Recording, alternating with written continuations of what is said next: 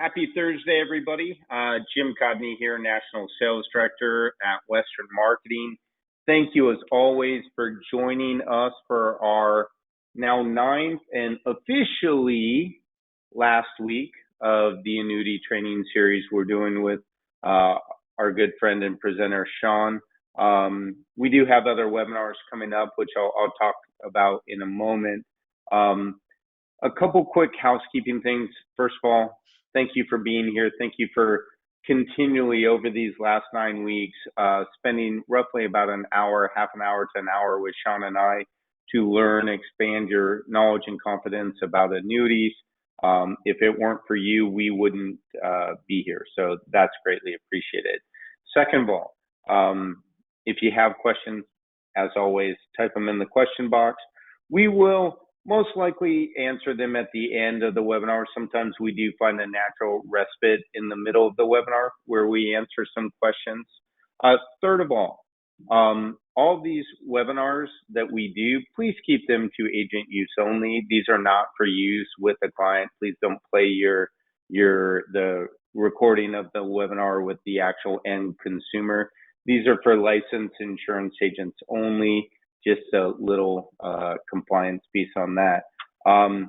Today, I look back, right? We started 9 weeks ago, and we started with Sean really talking about what an annuity is, what an indexed annuity is. And then we started talking about how Western Marketing can help you with the Annuity Resource Center and the Get Your Annuity Badge, which, by the way, thank you. I know a lot of you have done that and spent 88 minutes, watched 11 videos, and got your badge. So congratulations. The Ask a Specialist, where we can do product recommendations and illustrations. The customizable quad-fold brochure that you can leave behind with your clients that goes through the 7 benefits of FIAs, which is what Sean's book is about, and more. And then the last 3 weeks, we've done case studies. The last 2 weeks, we've also introduced a couple agents that we've been working with that have talked about their successes. And it's all this success and training is revolved, frankly, folks, around the golden question, right? It's how do you transition your sales presentation into annuities and get more comfortable and confident when you're talking to your clients about annuities, especially if your primary business is health insurance or life insurance. And we've been doing that. And so today we're going to have a little fun. We're going to mix it up a little bit. And I'm not going to ruin the surprise, but Sean's going to switch things up around the golden question for you. So, I'll quit talking, and it's my pleasure, as always, to introduce Sean Ruggiero. Sean's not only a business partner, a mentor, but he's also become a good friend about the last year or so. So Sean, welcome. Hey, Jim, thank you so much. I think that's a great review. Repetition is how we learn. And so if you're not familiar with anything that Jim spoke about, like what does he mean, annuity badge or certification or golden question, we have these recorded where you can reach out to Jim and he'll get you up to speed. They're set up that way for a reason. They're set up that way because they are stepping stones. They're building blocks, because your goal, primarily, a lot of you are Medicare agents. Your goal is to double your income over the next 12 months. And by adding the golden question and the support services that Western has set up through the Annuity Resource Center, you will do that.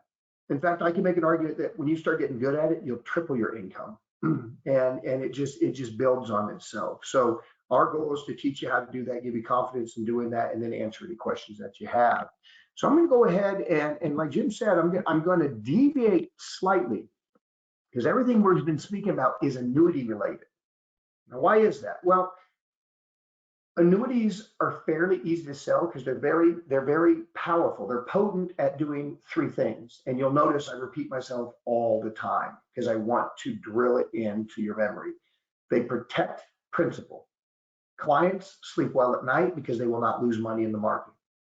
They have higher participation potential, higher gain potential than other what are called risk-free assets. So higher potential than CDs, MIGAs, fixed annuities, higher potential than money market accounts or treasury funds. Okay. And then third, they are still annuities. They're not your grandfather's annuity. They're more contemporary. They're a little bit more thought through in how they're built, but they are annuities, and annuities are the only financial tool out there that has mortality crediting and can offer guaranteed lifetime income. So if you're interested in those three things, you've got an annuity sale. It also, Jim, it doesn't have any competing dollars. Now, what do I mean by that, Jim? If we go in and we're selling a Medicare supplement plan and we got to find some money in the budget, sometimes it's hard or a challenge to find money in the budget if you were going to go sell a life insurance policy or a long-term care policy. That makes sense, Jim, right? That's what I call competing dollars. But with annuities, it's found money. They don't have to pay money every month to fund their annuity. They're simply transferring money they have over to an annuity from where it was at before. But what I want to focus on today is, what about those clients that don't have an annuity potential? They don't have something that acts like insurance. They're not self-insured. And so I'm going to start by showing the financial inventory for Western Marketing, okay, or what we call the confidential needs analysis, because we do keep it confidential. And quick refresher, this is you either going through and filling it out online directly on your computer or printing it out and handwriting it in. So Jim, if I'm sitting with you and you're a 65-year-old that's getting ready to get a Medicare policy, Medicare supplement policy, let's say, think of all the personal questions I'm asking you as a licensed agent. I'm asking you for your height, your weight, your name, your date of birth, your social security number, your driver's license. I'm going to ask you about your medical history, medications. These are very, very intimate questions, but I ask them with confidence and they answer them with confidence because that's my job. That's what I'm licensed to do. All right.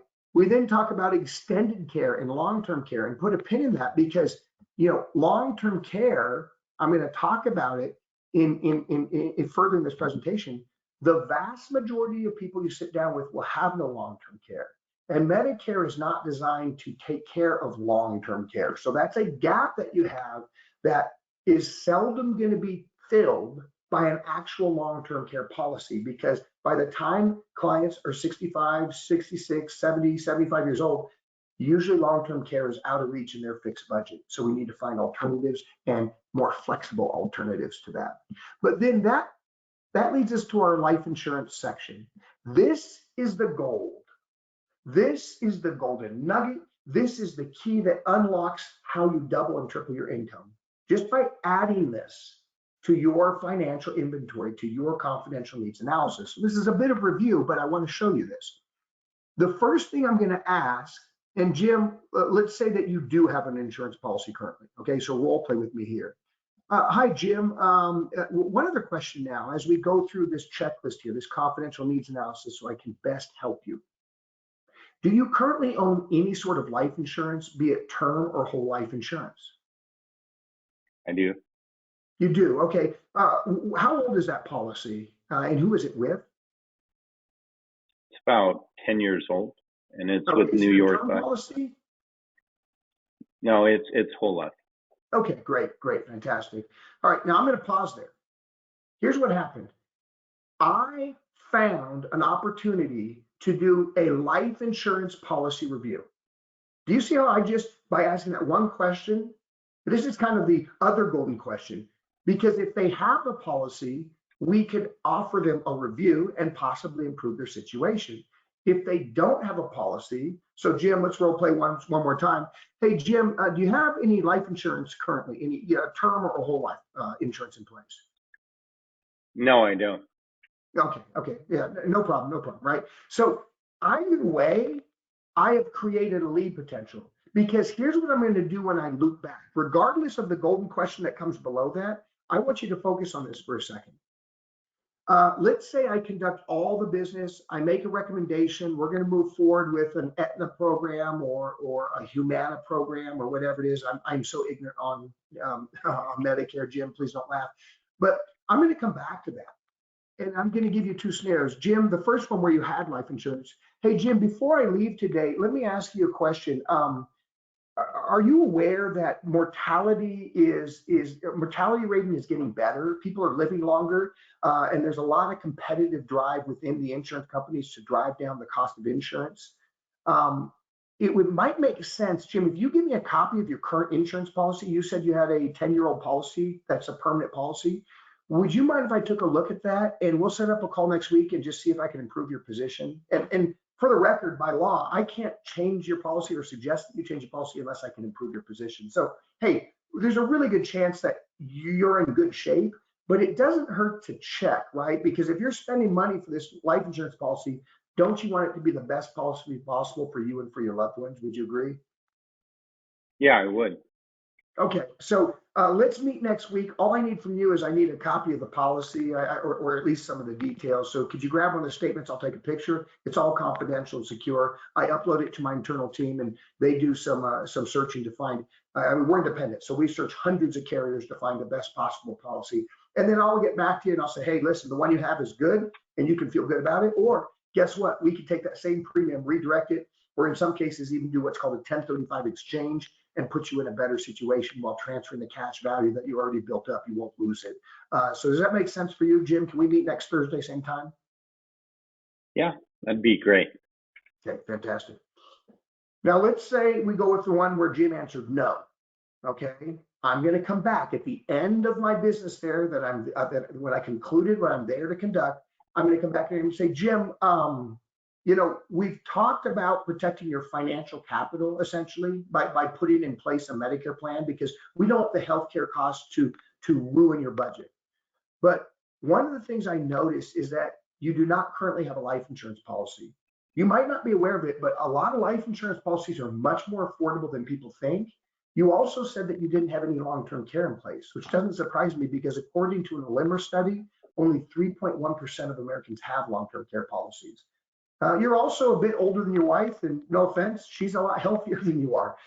So you're looking at a lot of potential lost income problems.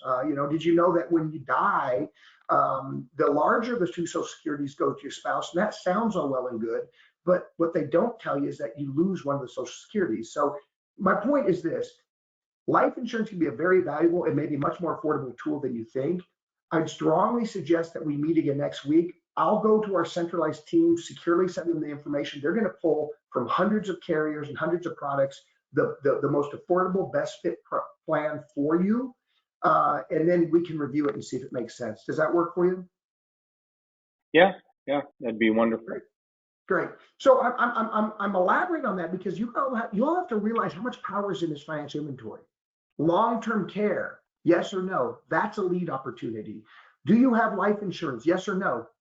I don't care which it is, because I'm either going to do an annual review or I'm going to present to you a policy that might make sense for the reasons that I stated. And if those reasons sounded cryptic or really educated and you would never enhance that, understand that I'm about to dive into a presentation that you could literally review or even give to your client if you change it up to be presented from you, not from Western Marketing necessarily, and certainly not from me. But now let's go to the golden question. Okay, this is always my favorite question because either way we're in good shape. So I'm going to review the golden question. Jim, let's role play again. We're going to do scenario A, where you have yes, you have a couple $100,000, and then no, where you don't. So Jim, let me ask you another question. Do you have anything that acts like life insurance? What I mean is, you self-insured, okay? So you might have that insurance policy, but do you have like a 401k, an IRA, a Roth, a CD, an annuity, a large brokerage account, something that's going to go probate free over to your loved ones when you die? Yeah, I have an annuity and a 401k. Okay, just rough numbers. What are we talking about here? How much coverage? About 200,000. Okay, so you got about $200,000 of being self-insured. And you notice I say coverage, self-insured. I'm not talking about investments. Most of you don't have securities license. You're actually not licensed to start talking about or dissecting what they're invested in.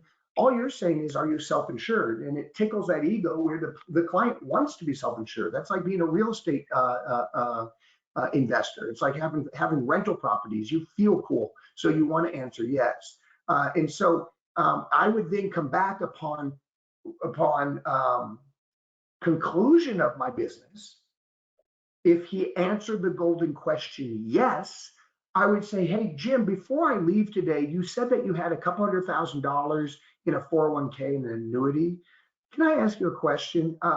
What have you done to protect that money from market loss? What do you mean? Well, you know what? It's probably a bit to capture right now, but in short, we use something called an FIA, a fixed index annuity. Now, understand, Jim, this isn't your grandfather's annuity. This is a much more contemporary, smartly built annuity. One of the fastest growing tools for retirees today, because it does three things better than any other financial product. First, it protects your money. Anything that you harbor inside an FIA will never go down with the market loss. So you can sleep well at night. You know, we've got war in the Middle East, pandemics, terrorist attacks. I mean, heck, a tsunami could take out California. Who knows what's going to happen next? You're going to sleep well at night because your money will never go down. Secondly, an FIA, it participates in the upside. So it has the highest gain potential of any other, what we call risk-free product, like a CD or a money market account or a treasury bond. So if the market goes up, you're not going to get all the gains or beat the market. But let's say if it went up 12% and you got 6 or 7%, and that game was locked in, so you could never lose it. And if the market went down, you lost nothing. You could see the value in that. Would you agree? That's what we call indexing. And then Yep. thirdly, even though it's not your granddad's annuity, it is an annuity. And only annuities have mortality crediting, which allows the company to legally and bindingly generate lifetime guaranteed income for the rest of your life, or you and your spouse, or you and your spouse's children, however you want to divide it up. So if those three things are of interest to you, I suggest we meet. I don't have time right now, but I'll send it to my centralized team. It's a bunch of experts that will query hundreds of different carriers and products and find the best fit product for you. I'll come back next week and show you what they found. And you notice, Jim, I'm not making it all about me. I'm not trying to be the expert. I'm just doing my job, right? And so Jim's response to that is, yeah, sounds good. Let's meet next week. This is intriguing. And the golden question is the golden question, because let's role play one more time. And this time you just don't have anything, right? Hey, Jim, let me ask you this. Do you have anything that acts like life insurance? Like a 401k, an IRA, a CD, an annuity, a large amount that is going to go probate free over to your loved ones when you die. Do you have anything in place? Yeah, not that I can think of, Sean. Okay, yeah. And agents, listen to this. Always have a lot of empathy. The answer that he just gave is more common than the prior answer. You're going to find more people who don't have a bunch of money saved up versus ones that do. Probably about 60-40, maybe even a little higher than that. So first, there's empathy. Jim, totally understand. I deal with a lot of people, and unfortunately, in today's economy with inflation, you don't make it their fault, right? That is a very common situation. It creates some challenges. But what I want to tell you, and I really don't have much time today, but we have some insurance products that can be very affordable. We can really fit any budget that would really help you in overcoming a lot of these challenges, even with long-term care, loss of income, et cetera, et cetera. So let me ask you this. Have you ever considered an IUL to supplement your retirement? No, what's that? Again, that's probably not too fair because it sounds a bit cryptic, but I'll tell you what, why don't we meet next week? I'm going to send your scenario over to our centralized group confidentially, securely, and they're going to go through the hundreds of carriers and hundreds of products and find the best fit scenario for you. I'll come back next week and I'll show you how an IUL might be able to help resolve some of these retirement challenges that you have. Fair enough? Yeah, that'd be great. Thanks. Awesome. So I know this is a little bit gratuitous, guys, gals, but I want you to understand how you're using this tool. Get good at this financial inventory, and you're taking one person and now you're bifurcating or trifurcating into so many sales opportunities while helping the client. So now let's dive into that there, okay? So now I'm going to talk to you about life insurance for the clients you're going to be sitting down with. Right, Jim, these agents we're speaking with are going to be sitting down with a lot of people 65 and older. And what is the buzz about IULs? The buzz about IULs is, oh, don't put your money in the market, that's gambling. Cash out your 401k because you want to retire tax-free. you know, a lot of that stuff is hyperbole. A lot of that stuff is blown out of proportion. And as a fiduciary and a securities license agent, I cringe sometimes. And what people aren't doing is they're not talking about the actual, true, real, and critical benefits of a life insurance policy that are especially valuable for a 65-year-old. And one of the things you're going to notice is I'm going to go through them here. And I'm not even going to talk about tax-free income, right? I'm not going to hand them a Patrick Kelly book, which is wrought with errors. I'm going to just go ahead and say, hey, here's why you need to have a life insurance policy in place. All right, so let's go through that. So here's the presentation. This presentation, you could, with Western's approval, really with Jim's approval, I'll email it to you, Jim. Obviously, you have copies of everything that we've been working on, but you could show this to a client, right? So I want to sit down, and Jim, again, I'm going to kind of role play, just kind of you as a sounding board. So let's say it's Mr. and Mrs. Smith. You know, Jim, that you can play the role of Mr. Smith there. I'm going to sit down with them. I say, hey, thanks for letting me come back and sit down with you. Before I show you what we put together, I need to show you why we did. All right. Because when I asked you if you had any life insurance, you said no. Because when I asked you if you were self-insured, you said no. And unfortunately, so many people in today's economy, with what's going on with inflation, the lack of pensions, this answer is just far too common. And we want to be able to help that. So let me show you something here. These are the retirement challenges we're going to see for someone, age 65 or older. Loss of spousal income. We've got end of life expenses, critical and terminal illness, long-term care. My goodness, that's a big one. And then, creating a legacy, which a lot of us we want to do. We have a strong desire to do. So let's start with loss of spousal income.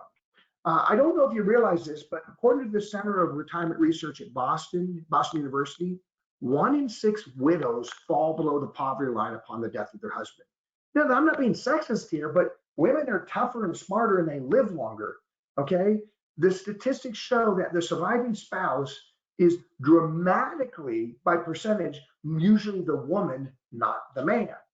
And so what happens? What does that even mean, right? Well, upon death, here's some key things that you will need to know. The surviving spouse keeps the higher of the 2 Social Security incomes. Now, Mr. Smith, I've always thought that sounds like a really good benefit. If you both have Social Security, okay, and when I took your financial inventory down, your confidential needs analysis, yours was $2,300 a month, and your wife's was $900 a month or $800 a month, okay, and folks, that's pretty common, right? The newer generations, as the Gen X and Z grow up, many women are out incoming their husbands in that traditional marriage sense.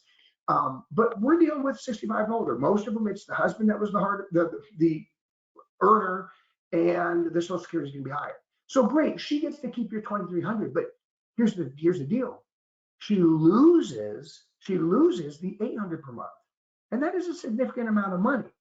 You often find any pensions that do remain that they are completely gone upon the first death, or the amount that's passed off is reduced. Third, and this is the thing that I always get so blown away by, Jim, but cost of living doesn't get cut in half. See, Mr. Smith, just because you die and she gets to keep your Social Security but loses hers or loses the pension, it doesn't mean that a gallon of milk gets cut in half. It doesn't mean a gallon of gas gets cut in half. Do you think the mortgage is going to be half as much? Or if you are living together in a retirement community, have you ever seen a retirement community, Jim, that says once one of you die, we charge you half the mortgage or half the rent? It doesn't exist.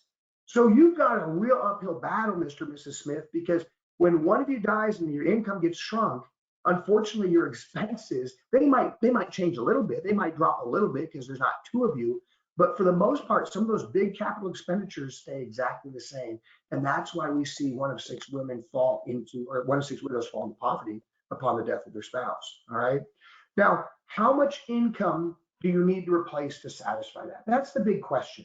If we look just at that Social Security, then that might be all you need to overcome. But we got to have an idea, Mr. and Mrs. Smith, and you've already written this down, Jim. You've already written this down in your financial needs analysis. You're going to go into this client's meeting prepared. And agents, listen, Jim will help you with this. He will help you find the right product send it over to you and match it up, because he can literally find out based on what you wrote down that, oh, they're going to lose a pension of $500 a month. So we at least need to satisfy for that $6,000 a year. Okay, and I'm going to show you how. So here's an example. Upon age 80, so let's say, Mr. Smith, you're 65 right now. You said your father died pretty young. Your brother's a little older than you, and he's not in great shape. But let's say you live to age 80, Jim, or Mr. Smith. Your wife is going to lose the $800 per month Social Security benefit. And forgive me, I'm not doing cost of living adjustments or anything like that. Let's just deal with these linear numbers right now. But $800 per month. So your wife, Mr. Smith, she's 2 years younger than you. She's 78, and she expects to live to 90. Her mom's, lived a long time. Her grandparents lived a long time, et cetera, et cetera. You can kind of get a gauge for it. She's healthier than you. She's smarter than you. She's better looking than you, right? So how are we going to satisfy that loss of income? Well, let's first do a calculation. If we have $800 a month lost and we go 12 months a year, that's just under $10,000 a year that she's going to lose. And if she's going to live 12 years longer than you, we're just estimating, then you're looking at over $100,000 that she needs to account for, or else she is literally going to be living in a life of poverty. And I know that's not what you want, Mr. Smith, and I certainly know that's not what you want, Mrs. Smith. So we found a solution. The solution we found is from a company called Annuities out of I believe Omaha. They're an A-rated company. Okay, this is called their Ethos IUL. And Jim, by the way, and agents who are listening to this, I love this because Annuities, the Ethos IUL, is really competitive pricing, really good underwriting, and no blood, no urine. How cool is that? It's no blood and no urine with fully underwritten pricing. So you get really good pricing. So let's not focus. We can do a webinar, Jim, or do some illustrations on how to, or do some videos on how to read the illustrations. But here I am for $289 a month, $287 a month. They're going to have $100,000. So now think about that. They just took and that's a tax-free benefit. That's a tax-free benefit. So Mr. and Mrs. Smith, I know $287 a month might seem like a big expenditure, but wouldn't it be easier to find a way to afford it while you have the extra $800 from her Social Security versus when you don't? And she's now threatened, living below the poverty line. It sounds extreme, but you're going to run into clients like that. You really, really, truly are. So this is just one example. We have plenty of options. Jim, I ran another one for $100 a month. At $100 a month, they're getting over $30,000 of death benefit. That's fantastic. That's at least 3 years. I mean, isn't something better than nothing, et cetera, et cetera, et cetera, right? So we'll find the right fit that fits their budget, and your job as an agent is to find the right fit. I'm just showing you what $100,000 would be through an A-rated company that has a great product because you don't even have to do blood and urine. You just fill out the Firelight app and submit it, and they'll approve it. They might have a couple of questions based on medications, but you're good to go. All right, now let's go to end-of-life expenses. This is a Forbes article. The Forbes article in January 31st of last year, so it's a very recent article, said that dying can cost loved ones $20,000 before lost wages and worse health, new report says. So there's the link to it right down there. Read this because we often think of dying as just being what it costs to put the person in the ground to cremate them. But there's a lot of other things that affect the family when you die. I mean, it's just the bare minimum. So if you're going to die and it's going to cost them $20,000, how are you going to pay for that? I give you this next slide because, Jim, you know how many times I sat down with clients and they said, oh, we've got some money saved up. Or I had one gentleman say, well, he was so proud of his, 56 Stingray Corvette or his Chevelle or whatever it is that he waxed and polished. I mean, good for him. That's great. I should probably have more hobbies. But he said she could sell that car.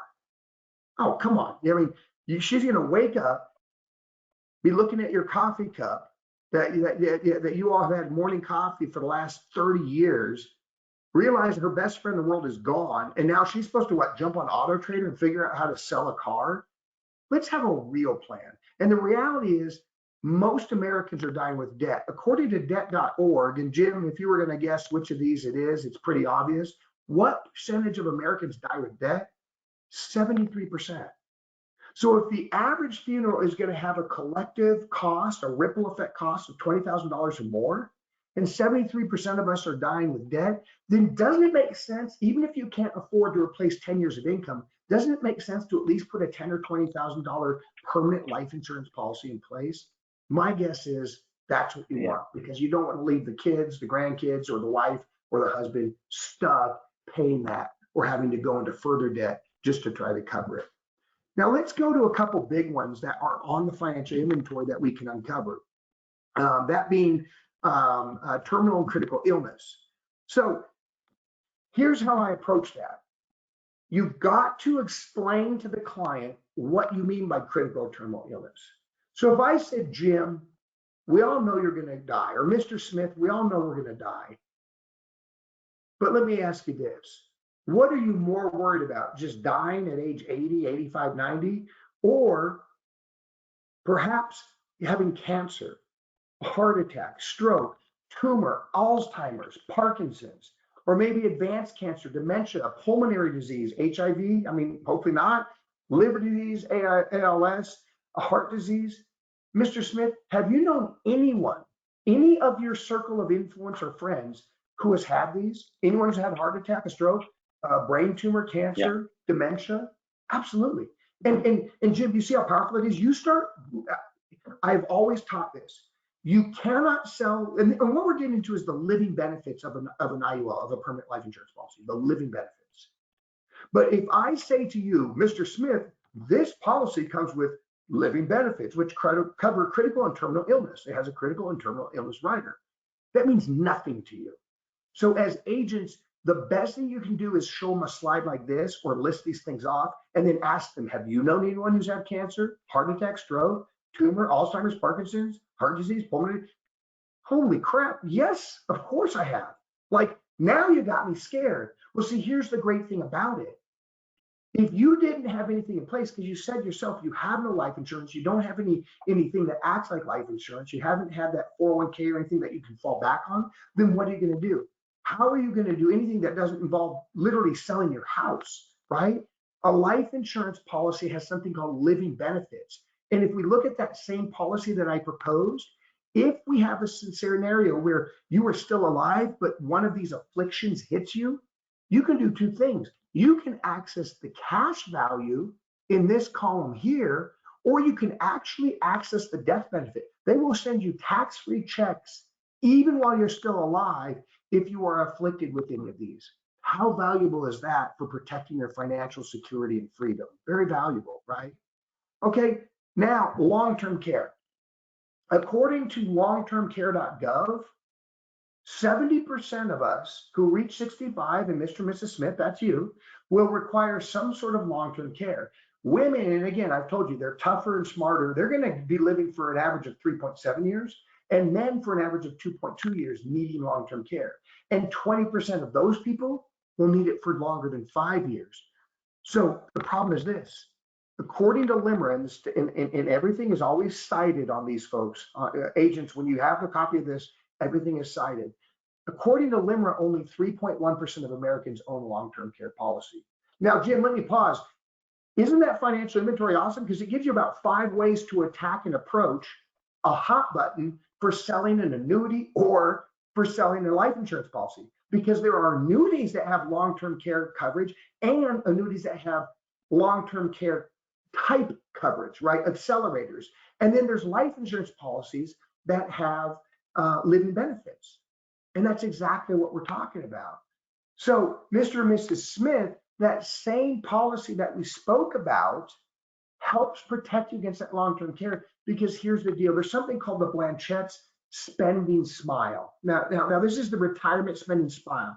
When we first retire, those are called the go-go years, right?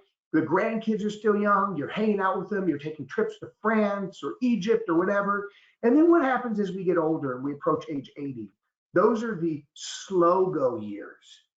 And then finally what happens, we have the no-go years. Now, what happens with our spending as it slows down? It drops. As we slow down, our spending slows down. But then why do we see this spike at the end? That's why they call it the retirement spending smile, because it makes that smile curve, that elliptical curve. That at the end is your healthcare. It's your long-term care costs. It's your healthcare costs. right? It's your nursing care costs. And Mr. Smith, you told me yourself, you don't have a life insurance policy in place, or maybe you have one, but it's only 10 grand or whatever it might be. And you don't have anything that acts like self-insurance to fall back on.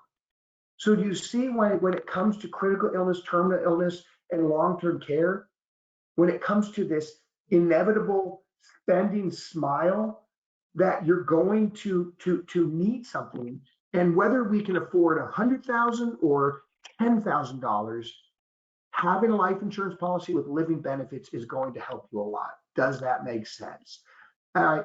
Now we go back to creating a legacy. And this one I'll make pretty quick because I've covered it before, I think. But I also know that a lot of people want to create a legacy. So let's say you're blessed with not having to worry about long-term care. You die happily in your sleep, healthily, at age 90, right? Let's say you don't have to worry and you're lucky enough to not have heart attacks, stroke, tumors, Alzheimer's, et cetera, et cetera. Well, wouldn't it be something if you could give money to a charity? And when you're putting money in through a charity, through an insurance policy, you're making one of the best investments that you can, and it's really pennies on the dollar, right? So in this alternative, I'm showing you saying, hey, why would I give $200 a month when I could give a larger sum and have control over it? So let's say you took out a policy, and in this case, I use Mutual of Omaha's IUL Express. It's not the most competitively priced. It's not fully underwritten. It goes down to $25,000. This is a product that you all must have in your quiver. It's an arrow you have to have in your quiver. But let me show you this here. If you paid $200 a month and just gave that money to the charity every month, well, if you died that very first year, sure, you gave them $2,400, but does that make as much of an impact as the $84,000 tax-free death benefit? Absolutely not, right? Let's say we keep going down. Let's say by age 80, you still were just giving $200 a month. But listen, rather than giving the $200 a month directly to the charity, you can give the $200 a month to your life insurance policy, and they make the charity the beneficiary. And this is what happens. It does two things. One, which is higher? Jim, I'm going to ask you the silliest question of all time. Is $48,000 of cash higher than $84,000 of tax-free cash? No. No, right? So technically, Yeah. and which has a bigger impact? A legacy check for $84,000 to your favorite charity, or the $200 that they really never even noticed? I mean, they appreciate it, but they really haven't noticed. It's obvious. And here's the other thing people don't think about: control. I'm going to use the NRA, and I'm not an NRA member. I don't even want to get that. I'm not an NRA member. But they were like, people would love to support the NRA. And then recently, the president of the NRA got massive trouble, right? There's been charity groups, Red Cross type groups, not the Red Cross per se, that have come under scrutiny because they're misspending money. They're using private jets to fly their family to vacations and stuff like that. Oh my gosh. See, your heart might change. If you're giving all your money for 10 years to a charity, and then you find out that that charity is headed up by someone who is convicted of crimes. I'm not even going to go into nasty stuff, but wouldn't you kind of regret that you did that? See, we change over time on who we want. And how about this? What if an emergency happens? What if you get sick early and you need long-term care? Now you still own this. Does that make sense, Jim? It probably is a better idea. Yep. That for pennies on the dollar, you can have more control and give a legacy gift when you die to the company or the people, or spread it out amongst 5 charities, right?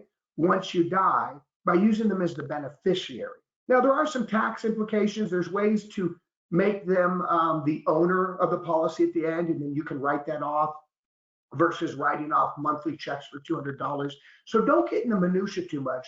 I think for the reasons I stated, that using a life insurance policy for any charitable giving is a much better plan than just giving away $200 a month that you can't take back if you wanted to or needed to. All right. So Jim, we've gone through everything right here. Hopefully I haven't taken too much time. I'm going to go ahead and unshare my screen, kick it back to you, and let's see if we have any questions in the last, not too bad. We're at 140. So next 5 or 10 minutes, if we have any questions. Yeah. Hey, Sean, thank you. Folks, now's the time. If you have any more questions, please type them in the question box. I know we threw kind of a little curveball at you today, right? We've been annuities, driving annuities for the last 8 weeks, and all of a sudden now we're talking about IULs, and there's a method to that madness, and so if you have questions, please type them in the question box. I know one question we got here, Sean. It's from somebody on the call, Ben, and basically the question is, as you're going through that golden question, you and I role play, and his question is, what if you ask about that, and they do have life insurance, but most of his clients have life insurance through their current employer. They don't have individual, it seems, based on the way it was written, it seems like employer-directed health insurance or free health insurance with their company. How would you address that? Because I think that's, even from my experience, more if you get a yes about life insurance, what a client really has is they have it through their employer. So can you take a moment and talk about how you'd address that? Excellent question. And I actually truncated how I bring it up anyways. So let's start with that. When I ask that question, Jim, on the financial inventory, I ask it like this. Hey, Jim, now let's talk about life insurance.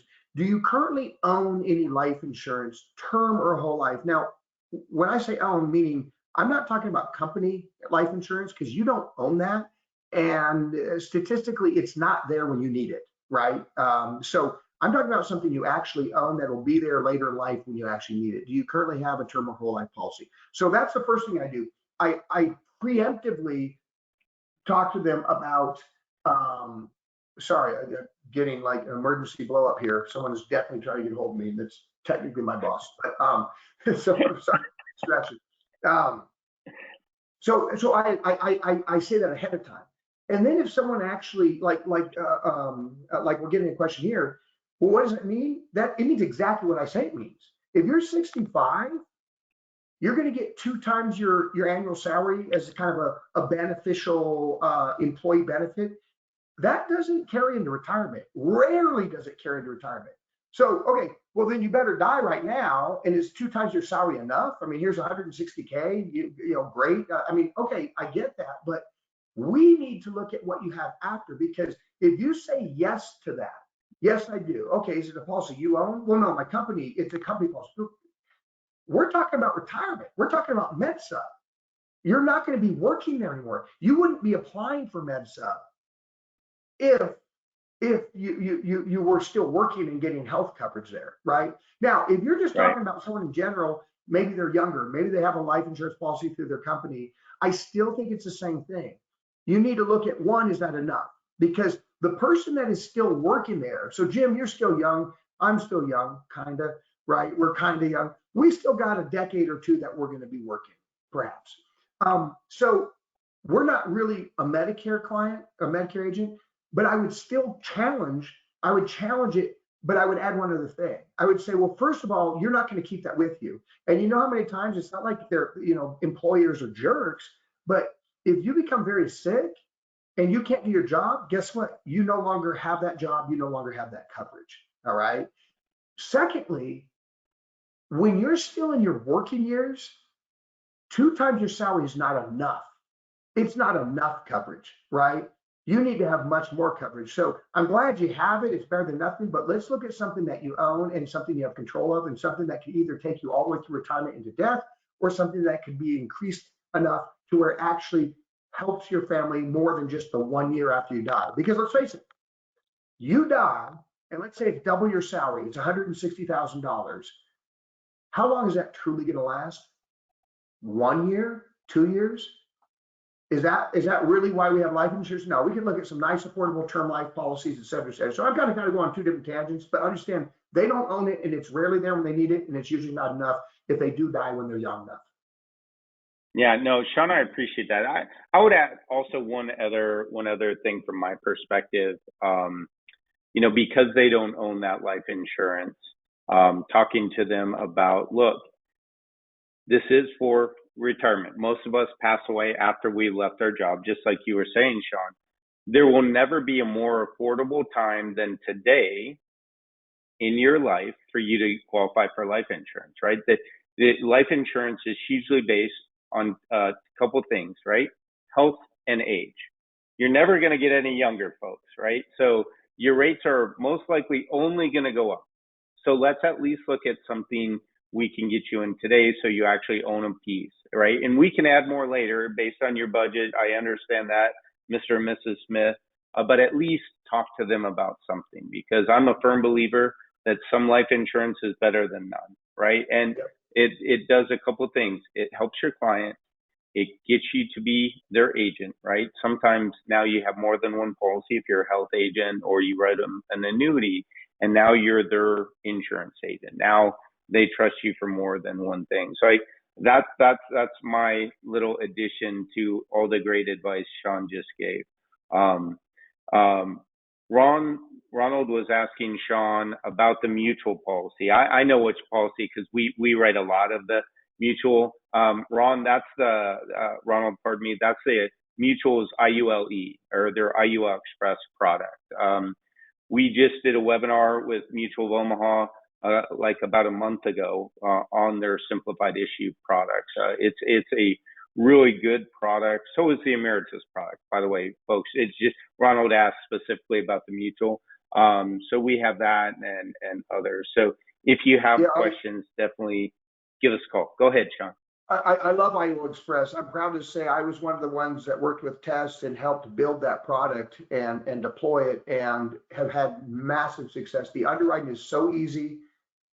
It's straightforward, and it goes down to $25,000 to face benefit, because $25,000 to that person who can afford it. Like, I actually ran one for this, and it was $25,000 was like $58 a month for a 65-year-old. That might be all they can afford, but heck, you just covered 3 years of lost income. It has the living benefits. It doesn't have to be 100,000, 200,000. It's whatever's relative to them.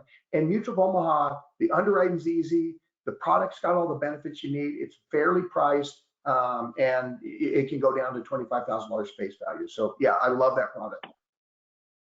Yeah, it's not only a real good product. It's the process is simple, folks. With it, it's good. Now, it is not the absolute cheapest on the market, but to kind of offset that, you've got the name of Mutual of Omaha, which is one of the predominant pillars of the insurance industry to slightly offset maybe that little bit of rate differential. They're still competitive. If you have somebody looking for the cheapest product, it's not always that, but the combination that they have, I think in a lot of cases is second to none. Well, we see if there's any other questions. I do want to talk about what's coming, right? So we've talked about where we started, how far we've come, and again, thank you all for coming along on this journey for the last over 2 months. It's technically not over.